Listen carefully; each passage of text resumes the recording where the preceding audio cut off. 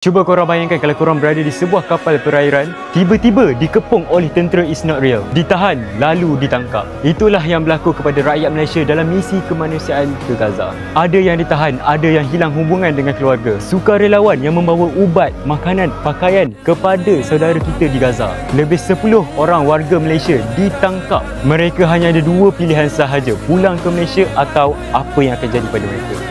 Masya Allah geng. Saya wakil daripada Kedai Emas Seri Semantan. Marilah kita bersama-sama mendoakan keselamatan mereka semua dan viralkan isu ini. Tak kisahlah kalau korang nak komen matcha atau kopi sekalipun, korang tengah buat apa-apa, tak kisah korang, asalkan video ini tersebar. Kalau rasa tak mampu turun ke laut untuk bantu sendiri, kita boleh jadi sebahagian perjuangan daripada mereka. Di KES Kedai Emas Seri Semantan, setiap gram emas yang anda beli akan disalurkan terus ke tabung Gaza.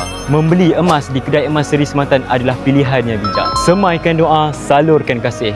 Kedai Emas Seri Semantan bersama Gaza.